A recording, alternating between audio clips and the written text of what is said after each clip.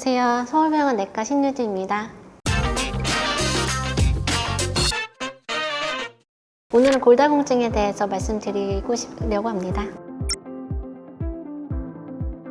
골다공증은 뼈 안에 마늘 다자에 그 구멍 공자고, 그래서 뼈에 구멍이 많다는 질환이에요. 쉽게 생각하면 젠가 생각하시면 되거든요. 이게 듬성듬성 있어가지고 안에 구멍이 많아서 약하게 되는 게 골다공증이거든요.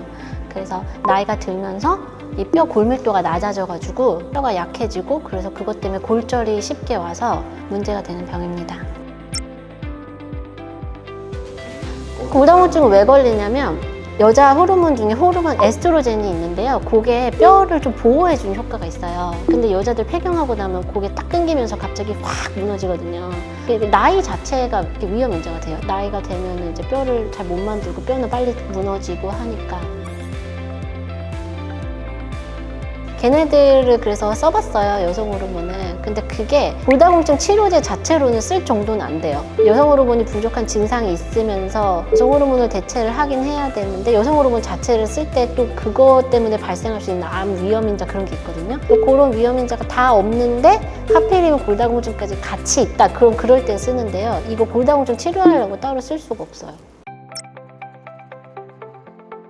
뼈 사진을 찍어요. 허리에 있는 럼바 스파인이라고 해서요. 허리뼈 1, 2, 3, 4번을 찍어가지고 그 평균 점수랑 대퇴골, 거기에 목이 있어요. 그 얇은 목도 있고 그 대퇴골 전부를 이렇게 평균 낸 점수로 하는데요. 거의 나이 드신 분들은 T점수라는 걸 많이 봐요. T점수는 뭐냐면은 골밀도가 가장 높다고 이제 하는 젊은이들 10대, 20대 평균 점수를 0이라고 봤을 때 내가 뼈가 얘네들하고 비교해서 얼마나 나쁜가거든요. 그래서 0부터 마이너스 1까지는 정상이고요. 마이너스 1부터 마이너스 2.5까지는 골 감소증이에요. 근데 마이너스 2.5 이하부터 그럼 골다공증이 진단이 되는데, 이 점수의 의미가 젊은 애들을 이렇게 쭉 세워놨을 때 걔네들 1000명보다 골밀도가 낮을 때 그때부터 진단이 되는 거예요. 그래서 저희가 골다공증 성적표 같은 게 있어요. 폐경 후 여성분들이나 그 다음에 남성은 50세 이상, 그런 분들은 젊은 애들하고 비교했을 때 점수인 T점수를 보고요. 남자분 중에서 50세 이하거나 여자분들 중에서 뭐 폐경 전인 여성분들은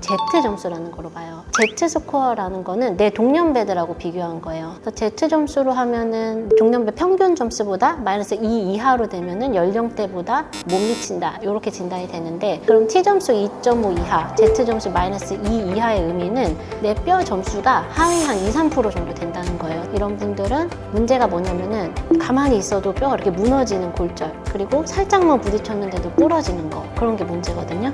근데 대퇴골이나 허리 같은 경우는 부러지면요 사망률이 엄청 올라가요. 또 치료가 힘들고, 그 이제 허리 같은 경우는 척추도 지나가고 하니까 신경도 손상이 있을 수 있고 하니까 더 치료를 잘 받으셔야 돼요. 근데 우리나라에서 평균을 내보니까 골다공증 있으신 분들 10명 중에 9명이 치료를 안 받고 계세요. 자기가 골다공증 있는지도 모르는 데다가 있어도 치료가 잘 안 돼서 나중에 골절이 되고 나서야 그때서야 알아요.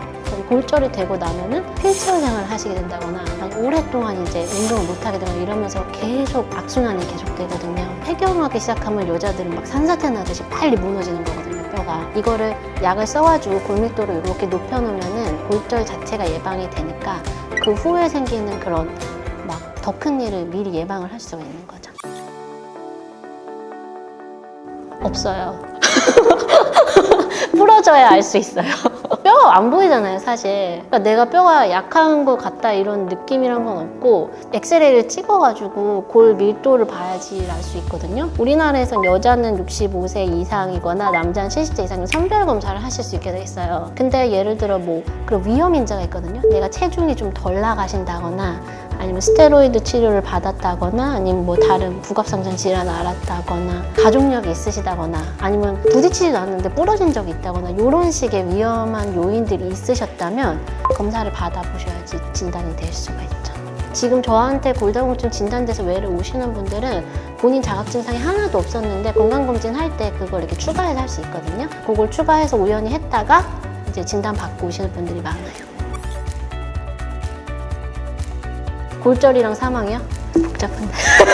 그거는 예를 들어 요를 대퇴골 부러지면 1년에 30% 사망한다고 됐어요, 노인들은. 근데 그 이유가 이게 부러지면은 혈전도 잘 생기고 그 다음에 피도 나고 그리고 회복이 안 되고 근육도 다 소실되고 그런 것 때문에. 치료는요, 뼈를 만드는 애들이 있고요, 무너지는 걸 억제해가지고 골흡수 억제제라는 게 있어요. 아주 심하지 않으면 이제 치료 시작하실 때 골흡수 억제제를 많이 쓰는데요, 지금 먹는 약 중에 비스포스포네이트 제제라는 약들을 이제 그동안은 많이 썼는데, 근데 그 약은 효과는 좋아요. 골흡수 되는 거 50% 정도 억제해줘서 골밀도를 올려주거든요. 그런데 그 약의 단점은 이제 생애에 걸쳐서 3년이나 5년 이상은 잘 쓰질 않아요. 중간에 휴지기를 가져야 돼. 왜냐면은 뼈라는 게 오래된 뼈는 없어지고 새로운 뼈가 생기고 이래야지 건강한 뼈가 유지가 되는데, 이 오래된 뼈들을 계속 이제 없어지지 못하게 하니까 이게 이상하게 딱딱해지면서 부러지는 그런 부작용이 있고, 또 이렇게 치과 치료 잘못 받다가 뼈가 괴사되거나 이런 거가 있고, 그래서 오래 못 쓰고, 그 대신 이제 좋은 약이 하나 있는데 6개월에 한 번 주사로 맞으면 되는 약이 있어요. 그 약은 이제 장기 데이터가, 안정성 데이터가 있고 효과도 더 좋아요. 그 전약은 먹으면 30분 정도 못 누워요. 잘 삼켜지지가 않아서. 되게 불편했는데 얘는 주사 맞고 집에 가면 잊어버리고 있다가 또 6개월 있다 오면 되고 하니까 그 약을 많이 써요. 그 두 번째는 집 지을 때 벽돌피를 하듯이 우리가 이제 뼈는 또 계속 만들어지고 있거든요, 어느 정도. 그때 칼슘이랑 비타민 D라는 뼈 만들 때 필요한 그런 미네랄 제제를 매일매일 영양제처럼 먹으면서 주사를 맞게 돼 있어요. 네, 높아져요. 저희가 뼈 사진을 1년에 한 번 찍게 돼 있거든요. 그래서 치료하기 전에 한번 뼈 사진을 찍고, 그럼 6개월에 한 번씩 맞는 약이니까 2번 주사 맞고 나서 1년 있다 뼈 사진을 찍어서 이제 전 거랑 비교를 해드리는데, 골 다공증이었던 분이 2번 맞고 골 감소증까지 올라가는 건 굉장히 많아요.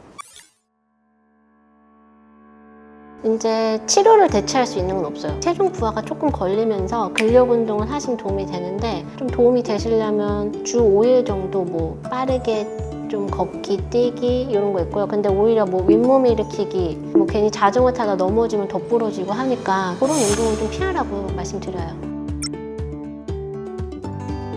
사실 그냥 이론적으로는요, 햇빛 봐서 비타민 D를 많이 흡수하고, 식사, 칼슘, 비타민 D 뭐 이런 걸 좀 골고루 섭취하고, 운동, 근력 운동, 운동하고 이러는 건데요, 골다공증 걸리는 게 유전적 요인도 있고요. 그래서 어쩔 수 없이 이미 오는 경우에 발견되는 경우가 많아요. 그냥 기본적인 생활 습관 있죠. 뭐 술, 담배 이런 거, 아카인자 그런 거 다 줄이고. 근데 결국 그냥 골다공증이 있는지 없는지 발견하시는 게 지금 상태에서는 제일 이제 우선이에요. 그래서 검사를 하셔서 내가 뼈 점수가 얼마인지 보고요, 그 성적표를 봐서 골다공증으로 확인이 되시면 그냥 외래에 오셔서 진료 상담을 받고 치료 시작하시는 게 제일 좋아요. 오늘은 골다공증에 대해서 알아보았고요. 골다공증은 검사하지 않으면 개인이 자각하시기에는 거의 증상이 없어서 미리 검사하시고, 또 골다공증으로 진단되면은 좀 적극적인 치료를 상의하시는 게 좋겠습니다. 감사합니다.